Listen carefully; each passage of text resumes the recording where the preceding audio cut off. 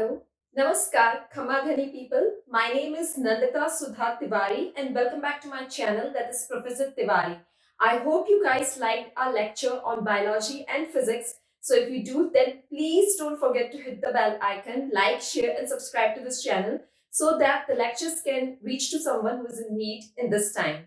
So let's move ahead in chapter motion of class 9. In our last lecture, we talked about acceleration, negative acceleration, positive acceleration. We have also cleared the myth that negative acceleration is not equals to deceleration, and we have seen the conditions where we see the negative acceleration and the positive acceleration. So today our topic is about equation of uniformly accelerated motion. But before moving ahead, I want to tell you one thing. On the basis of our last lecture, few students asked me about one theory on message. So I want to tell you that what was that theory is. Okay. So as I said कि हम लोगों ने acceleration पढ़ा था, तो acceleration में we have already understood कि positive और negative acceleration क्या होता है. But मुझसे students ने पूछा that ma'am, we know that what is positive and negative acceleration. We also know that negative acceleration is not equals to deceleration. But how we can tell कि negative acceleration कहाँ होगा और positive acceleration कहाँ होगा? अगर conceptual questions आते हैं या अगर न्यूमेरिकल्स आते हैं तो हम डायरेक्टली कैसे बता सकते हैं कि कहाँ पे पॉजिटिव या नेगेटिव एक्सेलरेशन होगा. देखिए, हम लोगों ने वो 4 केसेस डिस्कस किए थे लास्ट लेक्चर के अंदर. मैंने ये भी बताया था कि sign of acceleration depends upon 2 factors. जो साइन होता है एक्सेलरेशन का, मतलब जो 2 तरह के एक्सेलरेशन होते हैं, आइदर इट इज पॉजिटिव और नेगेटिव, ये 2 फैक्टर्स पे डिपेंड करते हैं. पहला था direction of motion,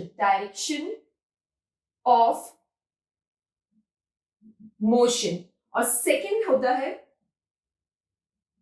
rate of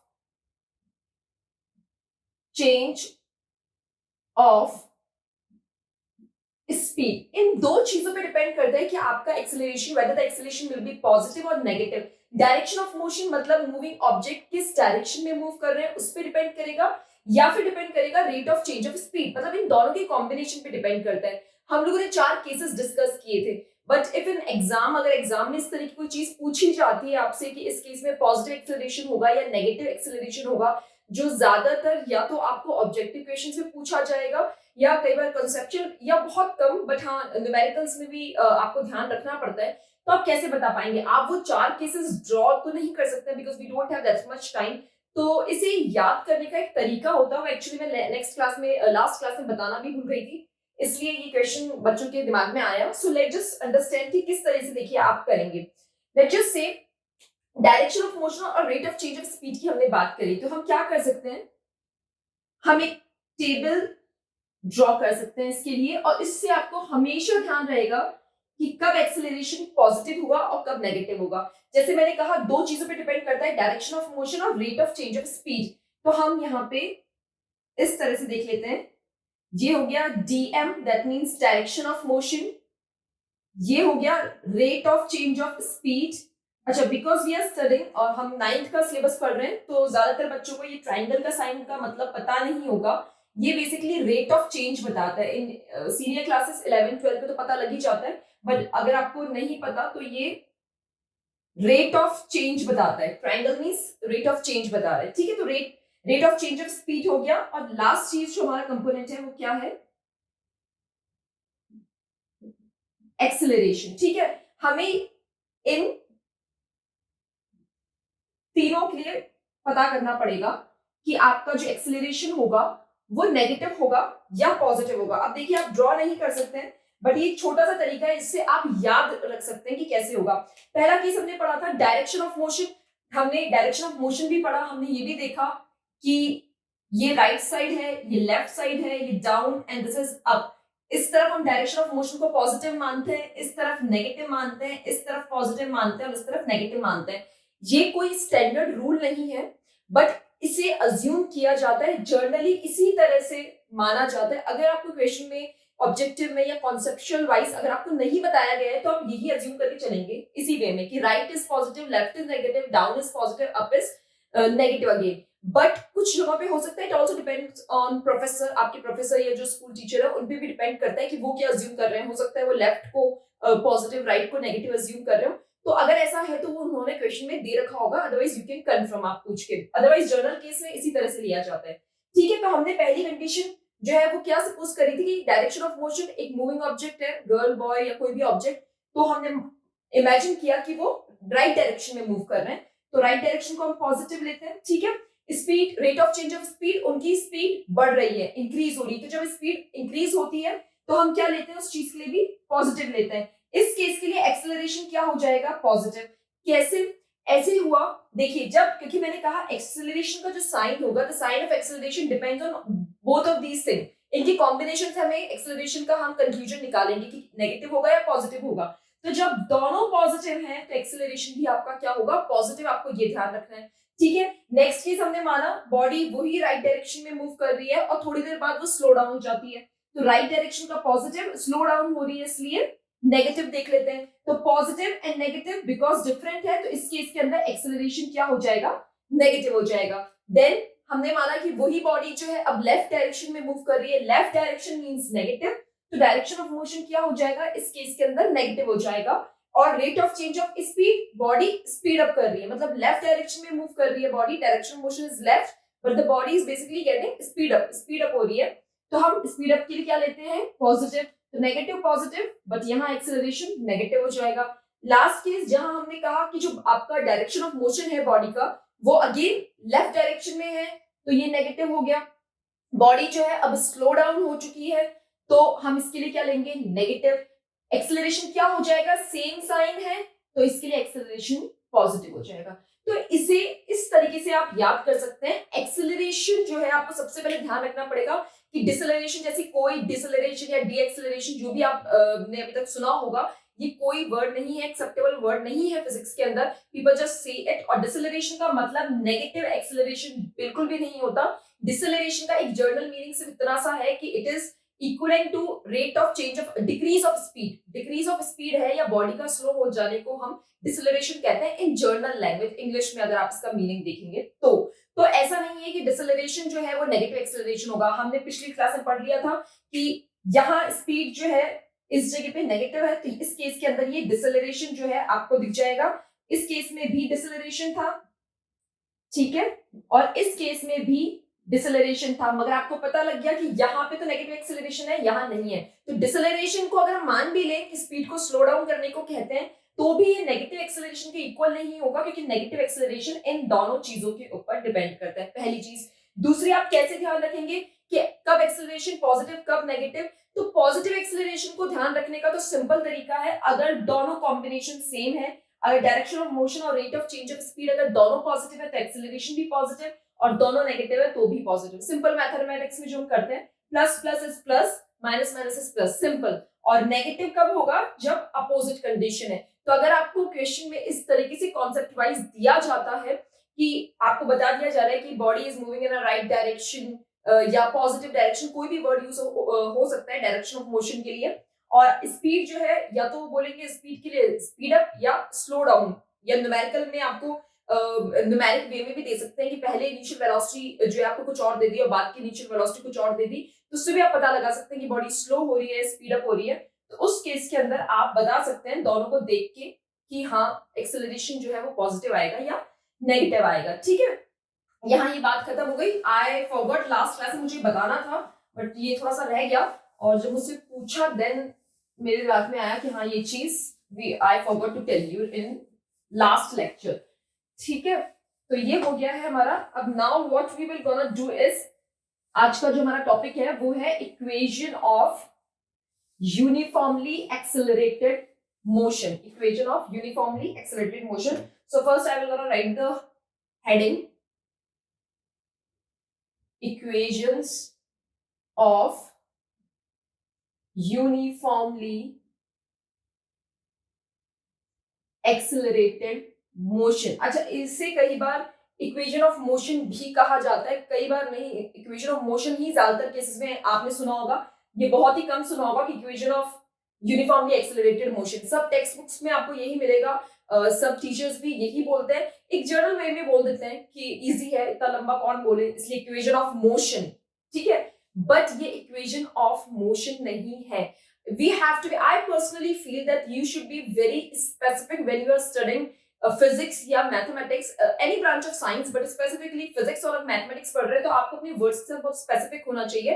otherwise क्या होता है, जर्नल प्रैक्टिस में ऐसा ही होता है कि आप जो बोलते हैं अगर आपको पता भी है सही, बट अगर आप उसको शॉर्ट फॉर्म में बोल रहे हैं या गलत बोल रहे हैं तो आप वही लिख देंगे और वही आप समझेंगे. ये ह्यूमन नेचर है. तो ये इक्वेशन ऑफ मोशन नहीं, ये equation of uniformly accelerated motion. जैसे लास्ट लेक्चर में मैंने बताया था एक एग्जांपल, फ्री फॉल का जो एग्जांपल था, वो अगर हम मोशन के केस में पढ़े तो वो नॉन यूनिफॉर्म मोशन होता है. मगर अगर हम उन्हें आपसे पूछा जाए कि ये एक्सेलरेटेड मोशन है, ये यूनिफॉर्म एक्सेलरेटेड मोशन है या नॉन यूनिफॉर्म एक्सेलरेटेड मोशन है, तो उस केस में ये यूनिफॉर्मली एक्सेलरेटेड मोशन होगा. मैंने आपको डिफरेंस बताया. तो ये बहुत कॉमन कंफ्यूजन है बच्चों को कि फ्री फॉल नॉन यूनिफॉर्म है या यूनिफॉर्म है. इस तरह से नहीं. फ्री फॉल अगर आप डिस्टेंस के केस में आपसे पूछा जा रहा है उस केस में तो वो नॉन यूनिफॉर्म मोशन है, बट अगर आपको वेलोसिटी के रिस्पेक्ट में पूछा जा रहा है तो वो यूनिफॉर्मली एक्सेलरेटेड मोशन का एग्जांपल है. दोनों केस में अलग अलग बात हो रही है, ठीक है. तो इसलिए हम equation of motion uniformly accelerated motion के बारे में बात करेंगे. अब देखिए, फर्स्ट इक्वेशन ऑफ मोशन हम सबको पता है कि तीन तरह की इक्वेशन ऑफ मोशन होती है, ठीक है. तो फर्स्ट इक्वेशन ऑफ मोशन आपकी क्या हो जाएगी, first equation of motion. First equation of motion देखिए आपकी क्या होती है, वो होती है v equals to u plus at. ये होती है फर्स्ट इक्वेशन ऑफ मोशन. कैसे समझेंगे ये हमें डिराइव करना है. Basically what we need to do, we need to derive it mathematically. आगे हम इसे ग्राफिकली भी पढ़ेंगे, बट अभी के लिए we need to derive it mathematically. क्या करना है, देखिए हमने जैसे बात करी कि यूनिफॉर्म एक्सेलरेटेड मोशन की, किसी भी ऑब्जेक्ट, कोई भी ऑब्जेक्ट अगर यूनिफॉर्म एक्सेलरेटेड मोशन करता है तब हम ये इक्वेशंस जो है वो एप्लीकेबल होती हैं. यूनिफॉर्मली एक्सेलरेटेड मोशन का मैंने आपको बताया था कि यहाँ पे यूनिफॉर्म वर्ड का मतलब ये नहीं है equal distance and equal interval of time, ये तो एक जर्नल चीज हो गई मोशन के लिए. बट बिकॉज यहाँ पे बीच में एक्सेलरेशन जुड़ा हुआ है और एक्सेलरेशन में क्या आती है, velocity. That means uniform velocity. और यूनिफॉर्म वेलोसिटी क्या होगा, देखिए एक्सेलरेशन कब आता है, एक्सेलरेशन वर्ड ही जब आएगा जब चेंज इन वेलोसिटी होगा, जब चेंज इन वेलोसिटी होगा. तो जब हमें चेंज इन वेलोसिटी भी होना चाहिए, यूनिफॉर्म भी होना चाहिए. इसका मतलब यूनिफॉर्म एक्सेलरेटेड मोशन का मतलब होता है जब आपकी वेलोसिटी में एक मूविंग ऑब्जेक्ट की जो वेलोसिटी होती है अगर उसमें यूनिफॉर्म रेट से चेंज आए, चाहे वो डिक्रीज करे या इंक्रीज करे, बट यूनिफॉर्म रेट से चेंज आना चाहिए. बहुत बच्चे कंफ्यूज हो जाते हैं कि चेंज तो आएगा ही नहीं, वो लिख देते हैं कि जब वेलोसिटी यूनिफॉर्म हो वेलोसिटी गलत है. अगर वेलोसिटी यूनिफॉर्म हो जाएगी, यूनिफॉर्म वेलोसिटी होगी, उस केस के लिए एक्सेलरेशन तो जीरो हो जाएगा. तो that's why I always say कि वर्ड्स बहुत इंपॉर्टेंट होते हैं. आपको वर्ड्स वैसे ही बोलने हैं जैसे कि वो हैं, आप ऐसे शॉर्ट फॉर्म फिजिक्स में यूज नहीं कर सकते हैं. तो ध्यान रखिए, यूनिफॉर्म एक्सेलरेटेड मोशन का मतलब होता है वेलोसिटी में चेंज होना, चाहे वो आपका चेंज डिक्रीजिंग हो या इंक्रीजिंग हो, but the change should be eight uniform rate. मतलब यूनिफॉर्मली डिक्रीज करे या यूनिफॉर्मली इंक्रीज करे तब वो यूनिफॉर्मली एक्सेलरेटेड मोशन कहलाता है. अब आप यहाँ देखिए, ये जो पहली इक्वेशन ऑफ मोशन है डिराइव करी गई थी एक्सपेरिमेंटली, बट यहाँ पे हुआ क्या है, करना क्या है, वेलोसिटी की बात हो रही है. इस इक्वेशन ऑफ मोशन से हमें वेलोसिटी पता लगती है. तो हम क्या चीज मान के चलेंगे कि कोई बॉडी है, कोई मूविंग ऑब्जेक्ट बॉडी कुछ भी है, ठीक है, उनकी कोई इनिशियल वेलोसिटी क्या है, u. अगर बॉडी मूव कर रही है तो कोई इनिशियल वेलोसिटी होगी, तो इनिशियल वेलोसिटी क्या है, u. ये बॉडी की कुछ इनिशियल वेलोसिटी थी और कुछ इस बॉडी के ऊपर एक्सेलरेटेड मोशन लग जाता है. एक्सेलरेटेड मोशन मतलब एक्सेलरेशन एक्वायर कर रही है, एक्सेलरेशन मतलब नहीं वेलोसिटी चेंज कर रही है. तो कुछ टाइम t के बाद वेलोसिटी की जो बॉडी होगी उनकी कोई फाइनल वेलोसिटी भी आ जाएगी. क्या कहा, मूविंग ऑब्जेक्ट है तो यूनिफॉर्म इनिशियल वेलोसिटी होगी उनकी. इनिशियल वेलोसिटी है तो हम कह रहे हैं कि जरूर यूनिफॉर्मिटी की तो बात हम यहाँ कर ही नहीं रहे. यूनिफॉर्मिटी मतलब एक कांस्टेंट रेट पे तो रहेगी नहीं. कुछ एक्सेलरेटेड मोशन हुआ बॉडी के ऊपर. एक्सेलरेटेड मोशन का मतलब हो गया कि बॉडी अपनी कुछ चेंज करने वाली है अपनी वेलोसिटी. और वेलोसिटी आपको पता है कैसे चेंज होती है, या तो वो मूविंग बॉडी अपनी स्पीड चेंज करेगी या डायरेक्शन चेंज कर रही होगी. तो कुछ टाइम बाद में क्या होगा, वो फाइनल वेलोसिटी कुछ v बन जाएगी. तो चेंज इन वेलोसिटी आपने देख लिया. अब आप क्या करेंगे, एक्सेलरेशन का देखिए फॉर्मूला लगाइए. एक्सेलरेशन का फॉर्मूला क्या होता है, change in velocity upon time taken. तो क्या होती है चेंज इन वेलोसिटी, मतलब फाइनल और इनिशियल होगी, तो हम ये फॉर्मूला होता है, ठीक है, एक्सेलरेशन का ये हमारा फॉर्मूला हो गया। कुछ नहीं करना, आपको क्रॉस मल्टीप्लाई करना है और फिर रीअरेंज करना है। तो कैसे हो जाएगा आप देखिए, ये हो जाएगा at equals to v minus u, rearrange करिए तो ये हो जाएगा v equals to u plus at। बस ये डिराइव हो गई आपकी इक्वेशन। फर्स्ट में तो वैसे भी कुछ नहीं करना था, तो समझ में आ गया। ऐसे समझ के करना है कि फर्स्ट इक्वेशन ऑफ मोशन अगर हम निकाल रहे हैं, ध्यान रखिए ये यूनिफॉर्मली एक्सेलरेटेड मोशन है, सिर्फ मोशन नहीं है, ठीक है। तो ये इक्वेशन थी, ऑब्जेक्ट मूव कर रहे हैं, किसी यूनिफॉर्म स्पीड से मूव करेंगे, वेलोसिटी से, एक्सेलरेटेड मोशन उन पे लगेगा, तो कुछ टाइम t के बाद उनकी वेलोसिटी जो है वो v बन जाएगी, और एक्सेलरेशन के फॉर्मूले से हमने ये निकाल लिया। तो फर्स्ट इक्वेशन ऑफ मोशन को क्या ध्यान रखना है कि एक्सेलरेशन के फॉर्मूले से हम फर्स्ट इक्वेशन ऑफ मोशन जो है वो डिड्यूस कर सकते हैं। अब हम बात करते हैं सेकेंड इक्वेशन ऑफ मोशन की, ठीक है। Now will not talk about second equation of motion. मैं यहां हेडिंग डाल देती हूं, सेकेंड इक्वेशन ऑफ मोशन। अब देखिए सेकेंड इक्वेशन ऑफ मोशन क्या है, सेकेंड इक्वेशन ऑफ मोशन है s equals to ut plus half at square. s यहाँ पे क्या है, s यहाँ पे आपको पता है डिस्टेंस, हमने डिनोट किया था कि s is distance, u is initial velocity, t is the time and a is acceleration, t is again time, ठीक है। अब आप इन्हें कैसे करेंगे, अगेन वही बात करी हमने, एक मूविंग ऑब्जेक्ट है, उनकी कोई इनिशियल वेलोसिटी है, एक्सेलरेटेड मोशन आया, तो टाइम t के बाद में उनकी फाइनल वेलोसिटी क्या हो गई, v हो गई। इस पूरे प्रोसीजर के दौरान, during this whole procedure, definitely body will gonna cover some distance. ये ऐसा तो है नहीं कि उनकी बॉडी मूव कर रही तो डिस्टेंस तो कवर करेगी, और इतना सारा अगर काम किया है, वेलोसिटी चेंज करी तो डिस्टेंस कवर करेगी। तो यहां से हमने क्या और किया, बॉडी ने, मूविंग बॉडी ने डिस्टेंस भी कवर करा। तो अब देखिए आपको ये डिस्टेंस निकालना है। अब आप डिस्टेंस कैसे निकालेंगे, अभी तक हमने जितनी भी चीजें पढ़ी है उसमें डिस्टेंस कहाँ आता है, स्पीड के फॉर्मूले में, बट यहाँ पे स्पीड का फॉर्मूला नहीं लगेगा। क्यों नहीं लगेगा, क्योंकि हम बात कर रहे हैं यूनिफॉर्मली एक्सेलरेटेड मोशन की, और एक्सेलरेशन में स्पीड नहीं वेलोसिटी आती है, ठीक है। ये बात सच है कि वेलोसिटी में आप स्पीड और डायरेक्शन दोनों को देखते हैं, बट वो कंबाइन होता है। तो हम डिस्टेंस को कैसे निकालेंगे वो अब हमें यहाँ पे देखना है। देखिए, क्योंकि हमने ये पूरे एंटायर उसकी बात करें कि मूविंग ऑब्जेक्ट था, पहले कोई इनिशियल वेलोसिटी, कुछ टाइम t के बाद फाइनल वेलोसिटी हुई, तो हम एंटायर उसकी बात कर रहे हैं। तो यहाँ पे हम सबसे पहले किसकी बात करेंगे, एवरेज वेलोसिटी की बात करेंगे। किसकी बात करेंगे, एवरेज वेलोसिटी हम निकालेंगे। और एवरेज वेलोसिटी का फॉर्मूला क्या होता है, u प्लस v अपॉन 2। ये मैंने बताया था आपको लास्ट लेक्चर में। क्यों कर रहे हैं एवरेज वेलोसिटी की बात, क्योंकि मूविंग ऑब्जेक्ट था, इनिशियल से वो फाइनल वेलोसिटी तक पहुंचे, तो मतलब एंटायर जर्नी की बात हुई, तो हम एवरेज वेलोसिटी उस चीज के लिए निकालेंगे। तो क्या हो जाती है average velocity, initial plus final and 2। तो ये हो गई हमारी first equation.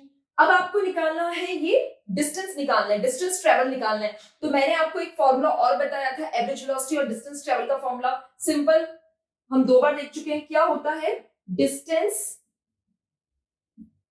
Travelled equals to average velocity multiply time. Simple सा फॉर्मूला, ये कुछ हार्ड एंड फास्ट फॉर्मूला नहीं है, वही है वेलोसिटी डिस्टेंस ट्रेवल्ड। आप चाहे यहाँ पे डायरेक्शन की उसमें लिख दीजिए तो ये उसमें आ जाएगा, ठीक है। वही वेलोसिटी जो हमने फॉर्मूला पढ़ा था, velocity is what, velocity is distance upon time, और यहाँ पे आप ब्रैकेट में डायरेक्शन लिख दीजिए तो ये डिस्प्लेसमेंट हो जाएगा। तो बस वही क्रॉस मल्टीप्लाई करके हमने ऐसे लिखा है। तब हम क्या करेंगे, distance travelled is S, average velocity के फॉर्मूले में एवरेज वेलोसिटी को डालेंगे तो ये हो जाएगा u plus v upon 2 and this is multiply by time, ठीक है। तो ये कितना हो जाएगा, s इक्वल्स टू, आप इन्हें मल्टीप्लाई कर लें, ut plus vt upon 2, multiply कराइए सामने तो कितना हो जाएगा। देखिए यहां ये हमने चीज निकाल ली है। अब यहाँ पे आप क्या करेंगे, ये तो आपने बहुत आसानी से कर लिया। अब यहाँ पे आपको वैल्यू चाहिए किसकी, v की वैल्यू चाहिए, क्योंकि फॉर्मूला है हमारा s equal to ut plus half at square, तो v की वैल्यू चाहिए। v की वैल्यू हम कहां से निकालेंगे, from first equation of motion, from first equation of motion. वो क्या थी, v equals to u plus at। तो आप यहां लिख दीजिए, ये हो जाएगा s equals to ut as it is, ठीक है, v की जगह फॉर्मूला आ जाएगा u plus A T, v की जगह पे आ गया t बाहर and then it is whole by 2। आप सॉल्व कर सकते हैं, कैसे सॉल्व करेंगे यहां देख लीजिए, बहुत सिंपल मैथमेटिक्स है। s equals to ut plus A T square, ठीक है। So it will be divided by 2। So s यहां पे आ गया as it is, oh sorry, this is t and this is plus. My t and plus is quite similar, okay? I should write it with big. तो यहाँ क्या आ रहा था हमारा ut plus again ut, okay, and at square, ये हो गया। अब आप क्या करेंगे, ut is 2ut, तो ये हो जाएगा आपका 2ut plus at square upon 2, तो ये 2 से 2 कट जाएगा, तो यहां बचेगा s equals to ut plus half at square. तो ये आपका डिराइव हो गई सेकंड इक्वेशन ऑफ मोशन। कैसे निकाली सेकंड इक्वेशन ऑफ मोशन हमने, देखिए किस तरह से निकाली है। सबसे पहले सेकंड इक्वेशन ऑफ मोशन में हमने बात करी वही सिंपल समझने की कोशिश करी कॉन्सेप्ट को, फिर हमने बात करी क्योंकि हम एंटायर जर्नी की बात कर रहे हैं तो एवरेज वेलोसिटी की बात होगी। Average velocity u plus v upon 2 हमें ऑलरेडी पता है। फिर हमने डिस्टेंस ट्रेवल, एवरेज वेलोसिटी के फॉर्मूले से हम डिस्टेंस ट्रेवल निकाला जा सकता है। Distance travel is equals to average velocity multiply time.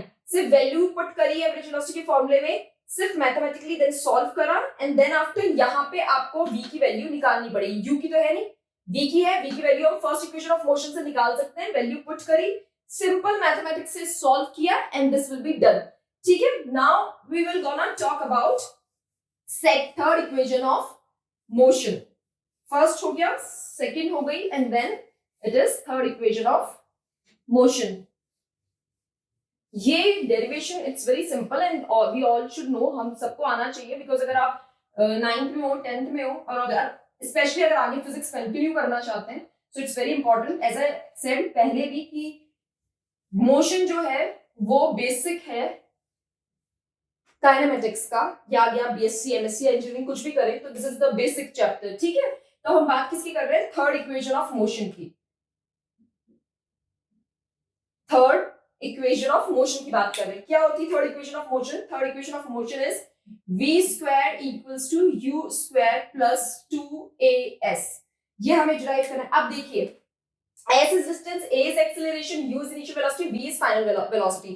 कैसे करेंगे इन्हें? क्योंकि हम फर्स्ट समझ चुके हैं, first equation of motion, second समझ चुके हैं, तो उन्हीं के कॉम्बिनेशन से, उन्हीं को यूज करके हम ये इक्वेशन निकालेंगे। अब देखिए फर्स्ट और सेकंड इक्वेशन में ऐसा कौन सा कंपोनेंट है जो थर्ड इक्वेशन में नहीं है, वो है टाइम। कैसे? देखिए फर्स्ट इक्वेशन क्या है, v equals to u plus at, this is the first equation. And what is the second equation? s equals to ut plus half at square. तो इन दोनों में टाइम है और इसमें टाइम नहीं है, तो टाइम को ही एलिमिनेट करेंगे और उसी से हम क्या निकालेंगे, हमारी थर्ड इक्वेशन ऑफ मोशन। देखिए क्या कर रहे हैं, फर्स्ट इक्वेशन है ये आपकी, यहां से आप टाइम निकालें, कैसे निकाल सकते हैं टाइम? ये हो जाएगा v minus u equals to 80, ठीक है। देन t इक्वल्स टू क्या हो जाएगा, v minus u upon a। ये आपका टाइम जो है आ गया, सिंपल रीअरेंज किया है और टाइम निकाला है आपने, तो ये हो गई आपकी फर्स्ट चीज। अब ये जो टाइम है इनको हम यहां पे हमने क्या यूज किया, using first equation of motion. ये first equation of motion use करके हमने टाइम की वैल्यू निकाली। अब इसको हम क्या करेंगे, सेकंड इक्वेशन ऑफ मोशन में रखेंगे, तो लिख सकते हैं putting value of t in second equation of motion. Second equation of motion के अंदर हम ये t की वैल्यू लिख देंगे। क्या करेंगे, सेकंड इक्वेशन ऑफ मोशन देखिए यहाँ पे क्या हो जाएगी, s equals to ut plus half at square, okay. s equals to ut plus half at square, t जहां जहां आ रहा है वहां पे आपको ये वैल्यू पुट करनी है, सिंपल। तो ये हो जाएगा s equals to u as it is, t will be v minus u upon a plus half a v minus u upon a whole square. ये चीज आपकी हो जाएगी।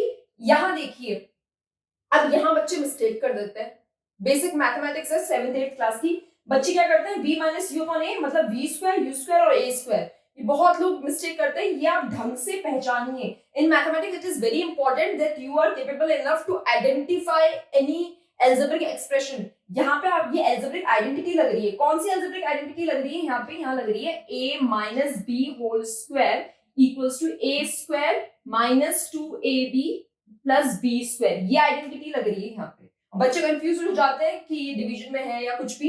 ये identity v minus u whole square, a अलग है but v minus u whole square, ये identity fulfil होगी, आप ये लगानी पड़ेगी। ठीक है, तो ये क्या हो जाएगा देखिए, s इक्वल्स टू ये हो जाएगा u v minus u square upon a। Okay, this is not 9, this is a plus half and acceleration is as it is. यहां क्या लगेगा v स्क्वायर, ठीक है, minus 2u v plus u square और upon a square. कुछ भी नहीं करना आपको, सिंपल इस टर्म को आप सॉल्व कर दीजिए। क्या करेंगे देखिए, ये जो a है, ये जो a है, ये तो इनसे क्या हो जाएगा डिविजिबल, क्योंकि a कॉमन बाहर मल्टीप्लाई में और ये a कॉमन अंदर डिवीजन में है। तो आप कैसे लिख सकते हैं इन्हें, ये हो जाएगा s इक्वल्स टू ये वाली term as it is uv minus u square upon a। ठीक है, अब यहां देखिए a इससे मल्टीप्लाई होगा और इससे डिवाइड होगा, तो ये क्या रह जाएगा, सिर्फ आपके पास में v स्क्वायर, हाफ हम बाहर ही रखते हैं, तो ये क्या हो जाएगा, हाफ यहीं का यहीं है, अंदर a को सिर्फ मल्टीप्लाई कराया है, तो आपके पास v स्क्वायर बाय a बचेगा, v square by a। Then आपके पास क्या बचेगा, minus 2uv upon a, again a multiplied to the second term and then division by this, तो एक a बचेगा, और देन यहाँ पे u स्क्वायर a और a, तो ये हो जाएगा u स्क्वायर बाय a। ठीक है, ये हो गया। अब क्या करना है आपने, ये देखें पूरा a कॉमन है, बाहर ले लिए हम कॉमन।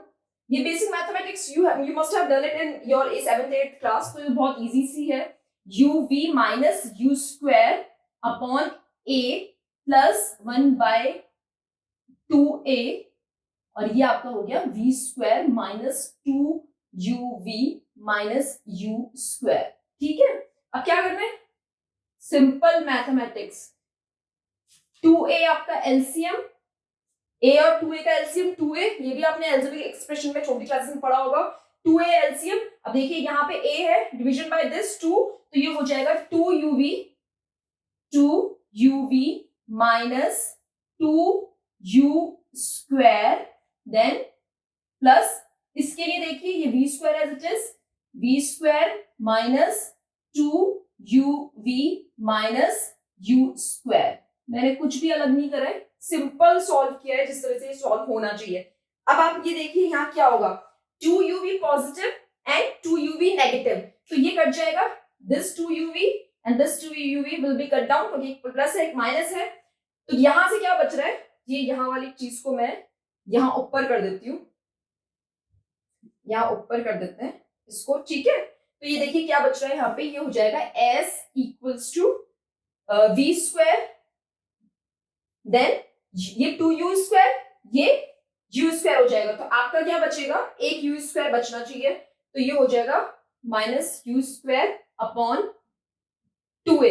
ठीक है, यही हो रहा है, एक बार चेक कर लेते हैं, दिस विल बी 2uv, या from here this will be 2uv minus 2u square plus v square plus minus minus 2uv and plus minus minus u square। ठीक है, ये चीज हो गई।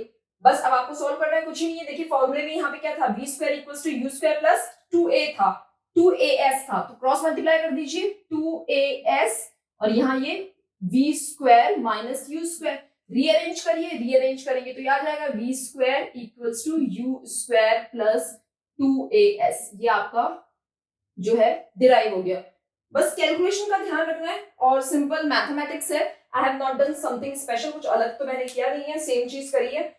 यहाँ पे बस इन वैल्यूज का ध्यान रखिएगा कि कुछ ऊपर नीचे ना हो जाए। सिंपल एलसीएम लिया था, एलसीएम ले लिया, यहाँ पे v स्क्वायर वगैरह जो सेम वैल्यू आ रही थी वही वैल्यू मैंने वहां पे रखी है। ओके, यहाँ पे प्लस होगा, हाँ यहाँ पे प्लस होगा, तो ये चीज हो गई। Now this is all for today.